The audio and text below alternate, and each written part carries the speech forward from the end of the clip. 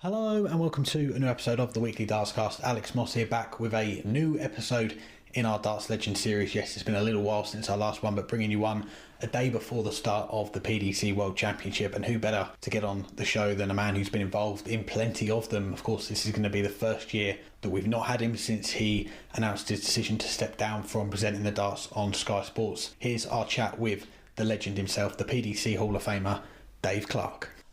I'm delighted to say I'm joined by the PDC Hall of Famer, broadcasting legend, Dave Clark. Thank you so much for the time, Dave. How are you doing?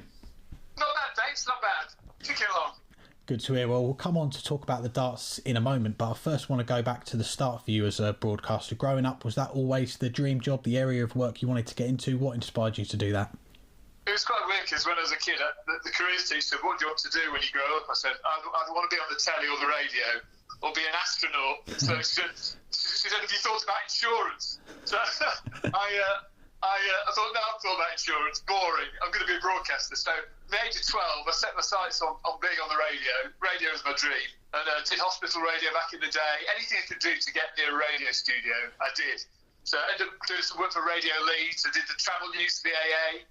I went to PE college and then did a postgrad in broadcast journalism. Mark Pugach is on my course, actually, who's a famous broadcaster now. And did that, and then went from there. I got offered 5 jobs when I finished, which was amazing, in 1990. And ended up at Capital Radio, Capital Goal Sport. Did Capital Goal Sport for 8 years, covered football, did the Olympic Games, went to the Rugby World Cup, had an amazing time. Real halcyon days of Capital Radio. And then in 1998, Sky Sports News was launched, and there's an advert in the Guardian newspaper, so they wanted presenters, so I sent my CV off, had a screen test, which was terrible. I was awful on the telly at the time, but learnt my art and ended up doing that. So 30 years of broadcasting summed up in a minute and a half there. Plenty to unpack there, and I just want to touch on the radio career that you had. Of course, you mentioned there Capital Radio. You got to cover some big sporting events, the Olympics, the Rugby World Cup. What are the highlights that stick out for you and have stayed with you during that time? Amazing times, really. Fantastic when I look back. Jonathan Pearce, who the famous commentator, was my mentor back then. And Steve Wilson was part of the team. Ian Crocker went on to great things. Julian Waters, Rob Wagnall, part of the Capital Goal Sport team back then. And amazing times. It was incredible because I used to get there in the morning. After 3 weeks there, I was reading the news on Tony Blackburn's show, which is an incredible rise. And they sent me off doing all sorts of things. Rugby World Cup was quite amazing, 95 in South Africa. I was there when Mandela walked out wearing the Francois Pienaar shirt. I was there for the World Cup, a couple of World Cup footballs, Atlanta, the Olympics when Muhammad Ali walked out with the Olympic flame. 92 Barcelona, did the Olympics there. Was there for all 5 gold medals. I can't remember them all now. I think I probably can. Greg Gibson, Searle Brothers, Sally Gunn, Linford Christie, and one more, Chris Bournemouth, I think. So amazing times. Yeah, some brilliant moments. So when you find out about the role that Sky are offering with Sky Sports News, what made you want to put your CV in for it? Well, I think I've done everything I could at Capital, and it was, I fancied a shot at TV, and it just sounded really exciting, a 24-hour rolling news channel, sports news channel. Everyone thought it'd fail, and it wouldn't work, and how would we fill 24 hours a day of sport, but it became everybody's go-to channel. And the wallpaper around football clubs, every football club you go to has Sky Sports News on there. So I was there for nearly 10 years on Sky Sports News. Enjoyed every minute, great people, fantastic times. And it was a real privilege making my mark and getting hours of flying time as well. When I did my screen test back then, I was all over the place. I was really too animated. I was really in your face. And it took me a while to sort of calm down and find my persona on TV. I think I did that eventually, and it was great times. I was going to ask, what was that transition like, moving from radio to TV? What were the main challenges in switching between the two platforms?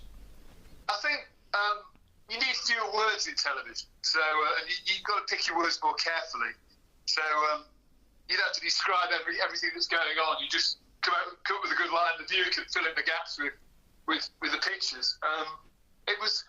I think when I started, I was too in your face. I was too animated, and it didn't leave me anywhere to go. I was too up for it, and I just eventually, after a couple of years, I sat back, had a look at some of the tapes, and just relaxed a bit, and became not bad at it in the end. It was all right. Definitely. Well, let's go to the darts then. What are your memories of watching it growing up? Was it a sport that you always followed? Yeah, indoor league back in the day, because I'm from Yorkshire, Ilkley, West Yorkshire, and indoor league was filmed in Leeds.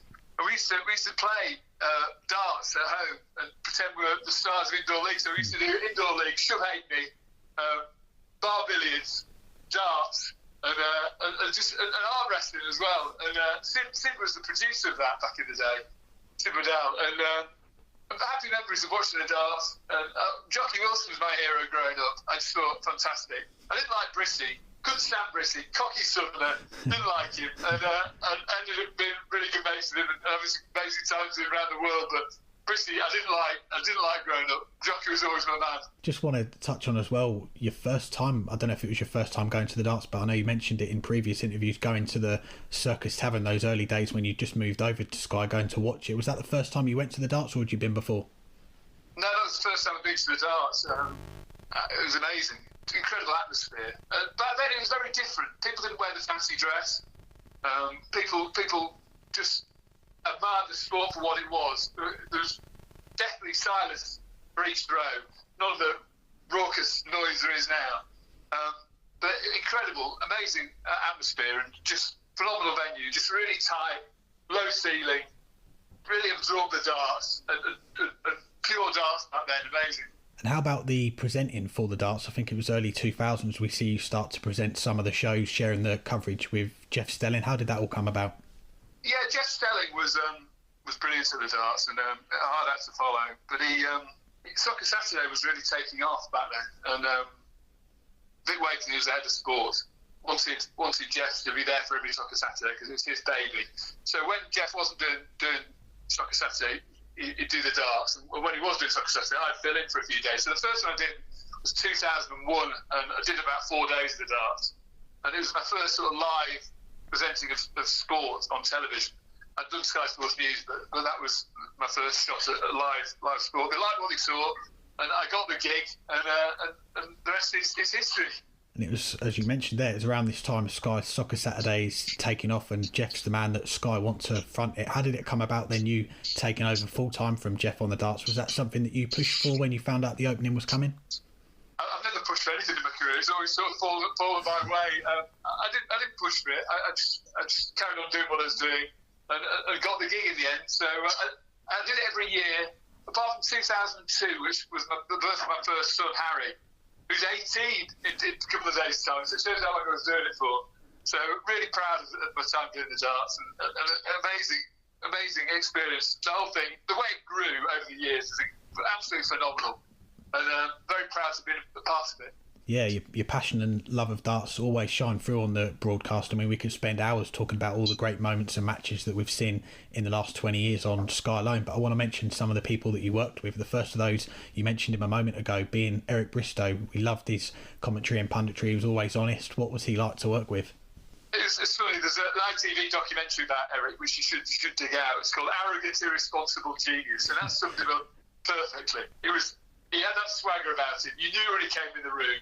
He'd come in and go, "Who are you?" An amazing guy. And it was incredible. I'm looking at a picture now on my wall in my office, and there's me, Eric Bristow, Rob Harrington, and Wayne Marden's studio at the World Championship. I've got it on my wall, and it brings back a lot of great memories. The great studio overlooking the World Championship at Ali Pali. And Eric, that was probably one of the best TV panels in sport television, because Eric was brutal. You know, every player wanted to hear what Eric said about them. If he said good things, they loved it. If he said bad things, he could be ruthless and annihilate careers. But incredibly frank and brutal. Rod Harrington sort of broke the mould of darts pundits back in the day. He was the first really good darts pundit actually back then. And he sometimes toed the PDC line, but sometimes criticised as well, which is good. And Wayne Marden, one of the best analysts of darts there is, I think. So those three together at the World Championship was incredible, and very proud of those times. But Eric, I remember in Vegas once, we used to go to Vegas the day before tournaments, or 2 days before. We had a day off in Vegas for the Vegas Desert Classic, and he had a mate with him, Eric, and I went to bed 8 o'clock because I was knackered after the flight, and he was at the bar. I came down from Wednesday to o'clock, he was still at the bar, and the entire table was covered with Budweiser bottles that he drunk over the night. And he went off into the morning sunrise in Vegas looking for a curry. He came back with $2 kebabs, I remember. It wasn't the healthiest lifestyle, he paid the price in the end, but great guy. Real charmer of a man. And it could be brutal, but an amazing talent. Quality, yeah, great team. Another great team I want to mention as well is back in those early days we had three greats of the commentary box: Sid Waddell, Dave Lanning, John Gwynn. Sid and Dave sadly no longer with us. There must have been a lot of special moments working with them on and off screen as well. Yeah, brilliant. I mean, John Gwynn's voice is synonymous with darts, isn't it? That amazing sort of raspy voice he's got. Sid, incredible. What a wordsmith. He had so many points of reference. You know, he did a history degree at Cambridge, and then obviously he went on producing television, became a great commentator, an amazing turn of phrase, and just the great mold when Sid Waddell, synonymous with the sport. And Dave Lanning, an absolute gentleman, and he used to play the foil to Sid Waddell, tee him up for the killer line, which is very unselfish to Dave, but he came out some great lines as well, and some of the commentaries over the years. Amazing. I think the 2007 World Championship by Barney Taylor, the commentary on that is one of the best commentary in sports television among anything else. It was an amazing match, amazing commentary. And I said about silence in television. They pick the time when they let the darty, they're talking, you just came in with a killer line every now and again. Brilliant. The through, amazing. Absolutely, and one of the big success stories in darts during your time on Sky was, of course, the Premier League debuted in 2005, and we've seen how big it's got in the last 15 years. What were those early Premier League nights like, though? Because they were smaller venues, the leisure centres, and we weren't quite sure how it was going to take off, how it was going to play out. What was that like during that time? It was amazing because it was like being on the road with a band, you know, back in the day. It was like being a rock star going out, because I presented live on stage. It was amazing. So the early days, it was the Rivermead Leisure Centre in Bedding, and I remember doing one in Blackburn at St George's Hall, I think it was in Blackburn. And I did the closing link, and Rory Hopkins, producer, said, "Dave, that was good, but can you do it again, that closing link? We need it for the re-edit." I said, "Why? It's a really good line." He said, "No, just do it, and I'll tell you afterwards." So I did the closing link again, and I went to the DT truck to see what happened. And there was a bloke in the balcony behind me who was so drunk he fell off the balcony backwards over my shoulder and landed on the floor. And they didn't want to show that on television, so he was all right. I think the guy was called Jeff, I think, and I got a note from him later on saying it was all right, no problem at all. But funny times, great. But moving from that to the bigger venues is incredible, because I remember doing the Three Arena in Dublin, and it was the first big arena. It was incredible. And Wayne Mardle's shirt was sort of wafting, moving. And I thought, what's that? And it was the sound wave of the crowd. It was making Wayne Mardle's shirt move and making so much noise, the Bollywood noise from the crowd. Amazing times. And you know, I've done it. I can say I've been on stage at the O2 6 or 7 times. Yeah, been to the biggest venues around Britain and Europe. And the night Barney walked out for the first time in Rotterdam, the O'Hare Arena, was amazing, absolutely amazing. The noise, I've never known anything like it. So great times, great memories, and fantastic moments. Some special times, and you mentioned Barney there. Got to talk about that rivalry between Phil Taylor and Raymond van Barneveld. When Barney switched over in 2006, him and Phil had some great battles. It all led up to that World Championship at the end of the year, New Year's Day 2007. You mentioned it. Taylor and Barney meeting in the final goes all the way to that sudden death leg. I think there was over 1 million viewers on Sky Sports alone. What was that night at the Circus Tavern like to work on? It was amazing. Barney, I was looking back at the record books, and the first 14 years, I think, of the PDC World Championship, Taylor was in every final, which is incredible. And he needed someone to challenge him. John Park was around, a few others were coming through that could occasionally challenge Barney, occasionally challenge Taylor. But he needed someone to really stop them. Barry Oakwood said to me that sport is all about personality and rivalry. If you've got personality and rivalry, some good television production, you can put on a great event. And Barney Taylor was the perfect storm, because he came over, everyone wondered how he'd get on. He said he wanted to get a 9 darts to be world number 1, beat Taylor and win the world title. And he did it in the space of I think, 10 months or something. So amazing. And that World Championship final in 2007 really put darts on the map. Everybody knew about that final, and everybody who was watching it. So instead of million, I think there was 1.5 million dishes on that night. So how many people were watching each one? There could be 4 or 5 on each one. So huge audience, and it really made darts. People wondered whether darts was a sport back then. Is it a sport? Is it a pastime?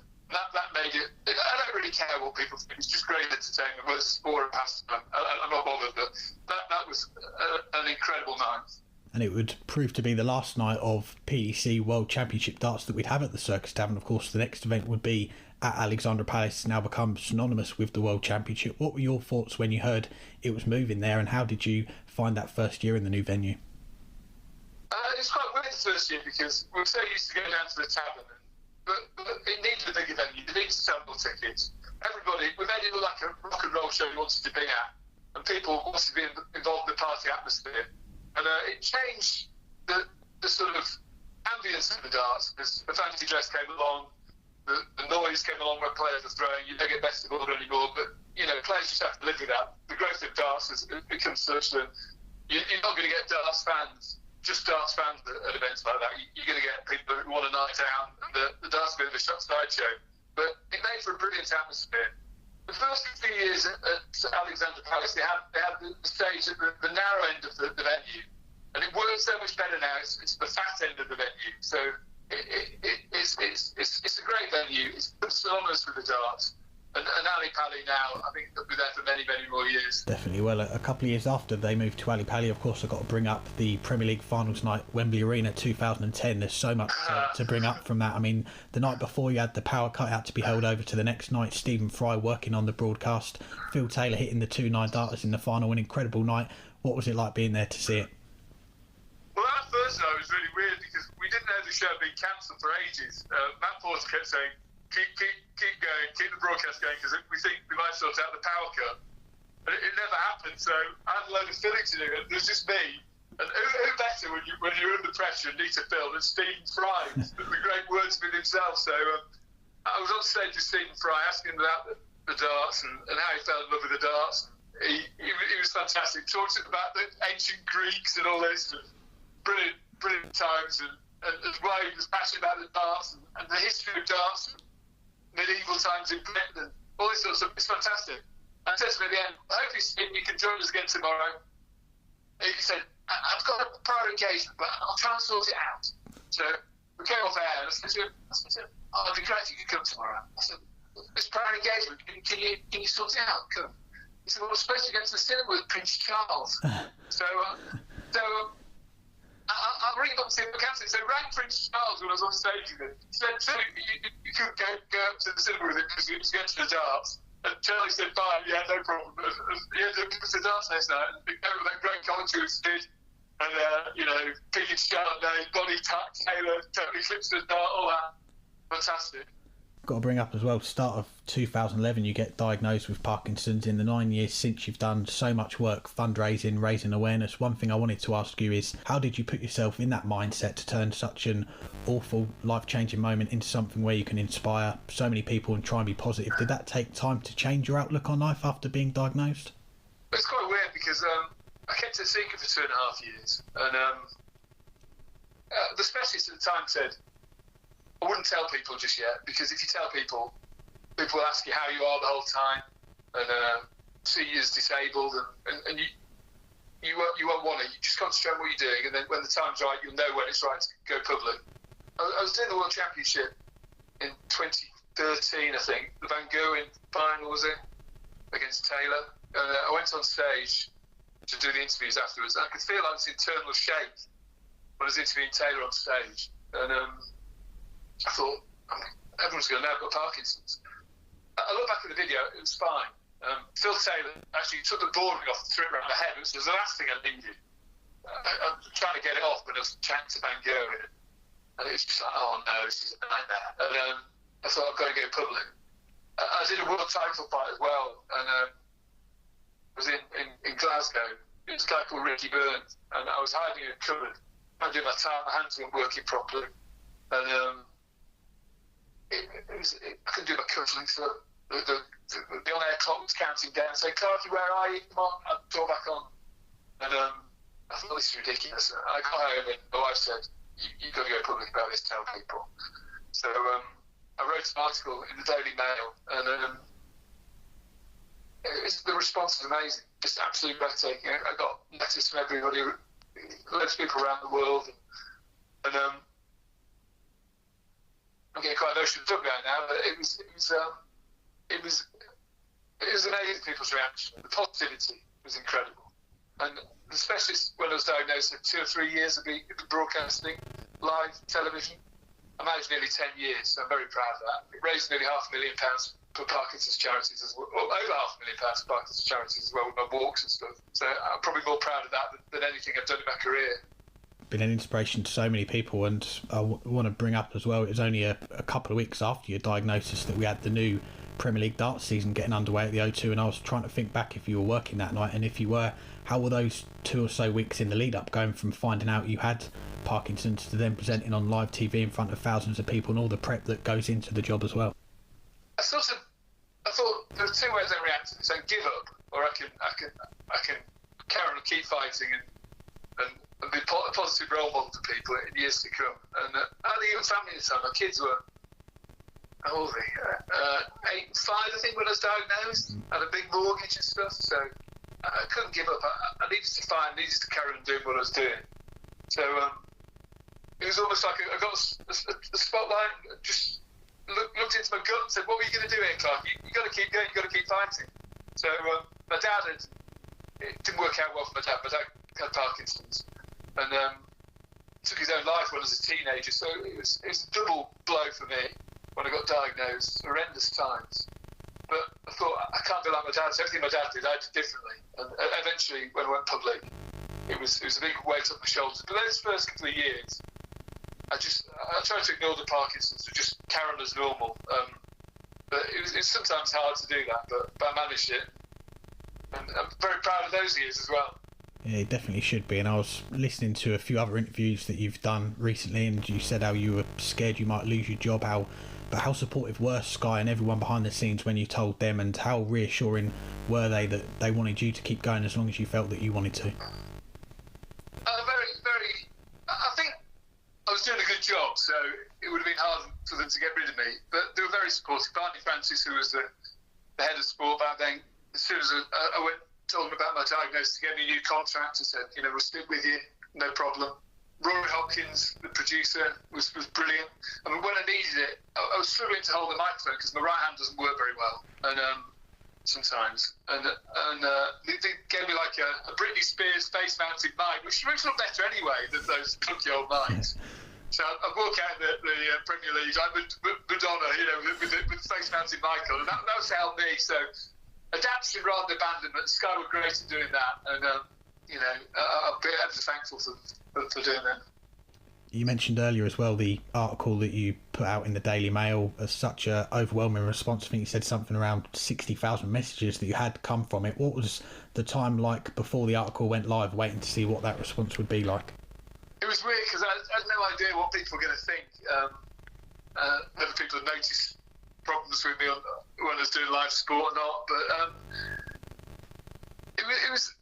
I really didn't know what to think, and I was sort of in a daze before. And what I did the night before I went out, I texted everybody who knew me from my contacts list and said, "Look, I've got Parkinson's. I'm going to tell everybody about it." I tipped that off before. It was really emotional, and the messages, incredible messages from loads of people that I really respect. I didn't even know, watch the darts. And it was a real emotional roller coaster those next few days, and doing the Premier League off the back of that, I got a great reception that year. It was amazing. And you mentioned as well the specialist said that you'd have to quit presenting in 2 or 3 years after the diagnosis, and more than 9 years later you were still up there on the stage. Start of this Premier League this year, you were in the studio on the stage doing such a fantastic job on the Sky broadcast, and you mentioned there how proud you were of those 9 years since. How much does that mean to you that you were able to prove him wrong, and I guess anyone else wrong who might have doubted you? I think it sent a great message to the Parkinson's community. People suffering big setbacks in the life, but with a bit of determination and doing the right things with your condition, you can carry on. And the specialists aren't they don't know everything, so you can prove them wrong. So I was very proud of those years when I was presenting. When COVID kicked in, I thought I'd do one more World Championship. I thought I'd be doing this year's World Championship, but then I thought black box starts, no crowd, getting swab tested in a low centre in Coventry, and no crowd. And there was a time when I knew I'd have to stop. So it just seemed like the perfect time. I watched a Muhammad Ali documentary on Sky, and he was fighting Larry Holmes back in 1980. And Ali was a shell of his former self. He had early onset Parkinson's. And Larry Holmes was absolutely given a battering. And his reflex had gone, no speed, no punch, and nothing. Just the crowd chanting Ali, Ali. And in the end, after 10 rounds, Andrew Dundee, his trainer, threw in the towel. I was watching that, I thought, I don't want that to be me. I want to get out the top. I want to carry on doing it as long as I think I'm capable. And the last one I did was in Liverpool, the Premier League, in front of 7,000 people. I look back at the tape of that show, and you can tell I Parkinson's. I nailed the show in front of a big crowd. It just seemed the right time to bow out, with my dignity still intact. No one tweeted me saying, Clarky, enough's enough, you've got to stop. So I could do the World Championship this year. I'm fit enough to do the World Championship this year, but I don't want the pressure. And my son's 18th birthday, I'd be at home with him. And I'm a nicer person to be around when I haven't got, the darts prep going on and the pressure of live darts. So it just seemed like the perfect time to go, and I'm very happy. I've been very comfortable with the decision. But I've got to stand a little tear out when the draw was going on Sky Sports News the other day, because I thought I'm really not doing it this year. But it was the right time to go. My head held high, dignity still intact, and it was certainly going to get worse. But there were times when I had to jam my hand down the side of the seat at the World Championship because it was shaking. And there were times when I had to ask the makeup lady to do my shirt because my hands wouldn't work. And sometimes I couldn't write the scores down, so I taught myself to write left-handed. so because my hand wasn't moving properly, my right hand wasn't moving properly, so I'd write the scores down with the left hand. So that's some of the things that were going on. You didn't see on air, hopefully. But, adaption rather than abandonment. But like I said, I carried on and carried on as long as I could. Definitely. Well, yeah, it's been a few months now since you announced in July you were stepping down from presenting the darts on Sky, and again, such a huge response from darts fans, players, everyone involved in Sky and everything like that. What was the response like when you put that tweet out? I think it was a Saturday or a Sunday night, a week before the World Match Play. Your phone must have blew up when you posted that tweet. It was quite weird because I wasn't sure what response I'd get. I don't think much about time too, Clark. Time to move on if you did too long. But that was amazing, incredible. From people with Parkinson's as well, I get probably every week someone gets in touch with me who's just been diagnosed with Parkinson's, and they see me as a role model for the way they can carry on. I just gave up the live darts. I haven't given up. I said in the tweet, I haven't given up on live. I'm still very busy, doing bits and pieces. Today, I walked the dog this morning. I did this. I've got yoga class at 12 o'clock. I started learning Italian, so I've got an Italian class at 3 o'clock this afternoon. So I keep my days busy. But the time is right, and the response I got was amazing. And people get in touch with me all the time. There was a guy the other day who got in touch, who's just aged 39, and his partner just had twins, and he's diagnosed with Parkinson's. I thought, how lucky, terrible. But hopefully I guided him in the right direction, gave him a bit of positivity, and he saw that I carried on doing live sport for 10 years, and he can follow the same, do the same thing with his career. Definitely. Well, you mentioned that you watched the draw for the World Championship last week. I wanted to ask as well, have you followed much of the darts? Have you watched much of the darts since, of course, you stepped down? We've had a few events on Sky now. We've got the big one coming up next week. What have you made of watching it from the other side, I guess? I haven't watched an awful lot. I've watched the results and stuff. I saw Michael Van Gerwen with the players and Jose de Souza. win the Grand Slam. Good performances from Devon Peterson in a couple of events as well, which I'm proud of. So James Wade playing quite well as well. He could be a chance for this year's World Championship. But I find watching it quite tricky. I think I watched the World Championship, the latter stages, but not presenting it has been. It's still hard, you know. It still hurts a little bit that I can't do it, but you know, I've kept across the scores, but not really watched it intensely. Well, I've got some listener questions and a few questions from some people that you might know to finish up with before I let you go. And we've got Dave Allen from the PDC, of course, the head of media. He says Clarkey is brilliant, always loved working with him, and also away from darts, like going to watch Leeds United or having a pint. And he wants to say, did you ever see darts getting as big as it was in the early days, and what were your toughest interviews or favourite interviews from your time in darts? I never thought it'd get as big as it had. It's been an incredible ride, going from small venues, the Circus Tap, you know, a strip club on the A13 to some of the O2 Arena in London. Amazing journey. But favourite interviews, I think one of the favourite interviews which I remember is when John Parr was at the World Championship, and he came into the studio and he said, we were in a break. He said, Dave, I'm so unhappy. So they have done a picture on the wall. I'm not going to mention it because it's not dignified to do it, but I'm really upset about it. Terrible. So I started interviewing, and he suddenly starts going on about it. And that classic line, he said, Dave, respect from you, but not from the wall. And the next day, the sponsors put up they spent thousands to get this brilliant picture of John on the wall, and his teeth were glistening on that picture. They did a job on his teeth as well, so it made extra special. But that was funny. Great memories. And the next one comes from Glenn Durrant, one of the newest winners of these big PDC events. He says, what was the greatest atmosphere you witnessed in your years at the darts? Oh, right, let me think. I think Barney walking out at Rotterdam, the Oil Arena, was pretty special. Everyone dressed in orange. I even had an orange shirt on that night. That was breathtaking. Dublin was always good. The 3 Arena in Dublin, fantastic atmosphere. And Aberdeen as well, when Big John Henderson came out for the first time with the bagpiper and all that. It was an incredible atmosphere. I had a tear in my eye when he had my hometown, the Bruce Springsteen chap, a little montage beginning, and the bagpiper started up. Clarence Scotland, and he came walking out. The beers were flying. The atmosphere was amazing. I think he dreamed about doing it that night as well. So it was brilliant. You mentioned Bruce Springsteen. That's where we're going to go with our first listener question. Comes from Warren Allsworth, who says, which Springsteen song would you have chosen as your own personal walk-on? No Surrender, I think. No Retreat. I had a sticker on my folder that I always put my darts notes in. And it said, no retreat, no surrender. It was a lyrics from the Bruce Springsteen track. It had Bruce and Clarence Clemens back-to-back, the cover from Born to Run. And when I was feeling under pressure or whatever, I always look at that, no retreat, no surrender, and think, come on, Power and Bruce, we can do this. Walk out stage in front of 10,000 people, nail your link.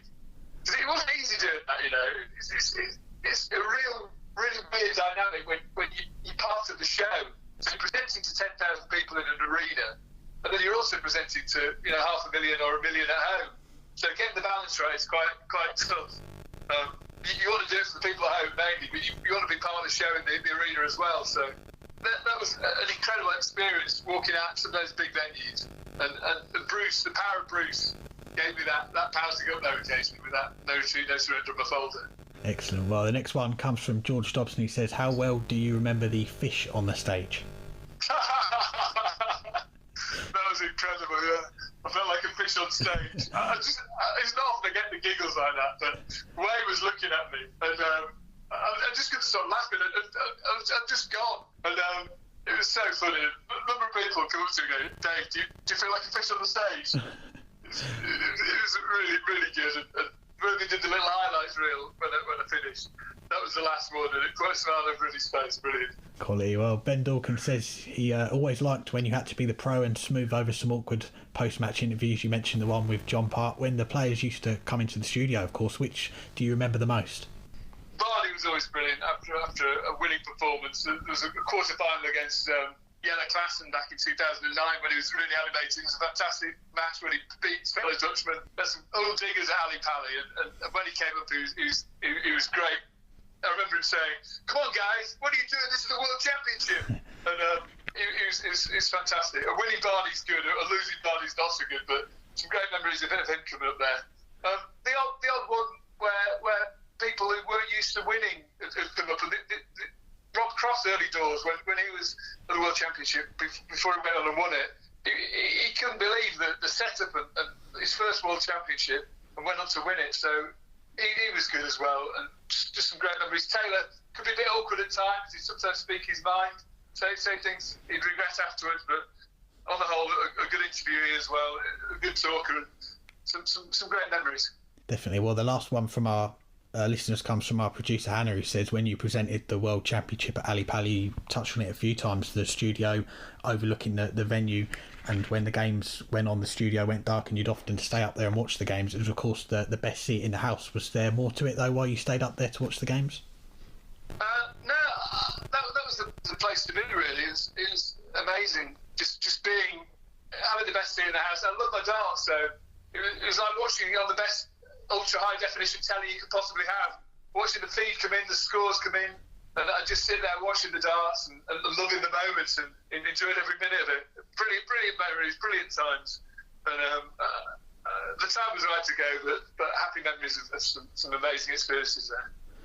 Definitely. Well, last one before we let you go, we should look towards the future then and what's really coming next for you. We know you're keen on your charity work for Parkinson's and everything like that, but where can we expect to see you next? What have you got planned for the future? Well, you're not going to get rid of me at the World Championship this year, because I've actually voiced up the adverts that come in the break bumpers. So every break that Sky go to, you'll hear my voice on the Wickes Pro Trade ad. Oh, so you won't get rid of me at the World Championship this year. You'll be sick of my voice.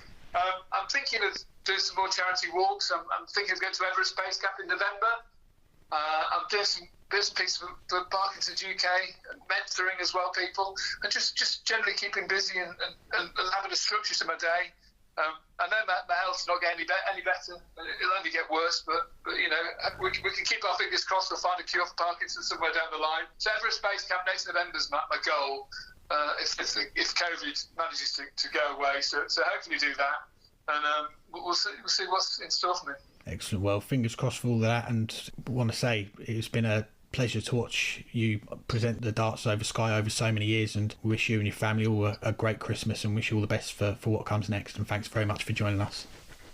Thanks very much. I always listen to the podcast. I really enjoy the weekly darts cast, and thanks for the work you do. And I'd just like to wish everyone a Merry Christmas. Enjoy the darts and have a safe and fun festive season. Cheers. Thanks again to Dave for joining us. It was a pleasure to chat to Dave. He's someone that we've wanted to get on the show for a very long time, so really appreciate his time. And like I said at the end there, I do wish him all the best for the future and what he gets up to next. And should give a mention as well, if you are interested in donating to Parkinson's UK, link is parkinsons.org.uk. If you've got any spare money at all, do go and donate to it, because it is a fantastic cause, and Dave's done a lot of great work for them as well. Thanks to you for listening, and if you haven't already, go and check out our last couple of podcasts. We've been quite busy in the last few days. We put out our PDC World Championship preview show with special guests Steve Beaton, Keane Barry and Amit Gilitwala. That was our 180th regular episode of the show. And then earlier today, myself and Matthew Kiernan, we put out our chat that we had over the weekend, looking back on the MAD Modern Amateur Darts launch, which took place on Saturday. We gave our thoughts on all of that as well. So plenty of content to keep you entertained before the big one kicks off at Ali Pali tomorrow night. So thanks everyone for your support. Thanks for listening. And until next time, hang tight.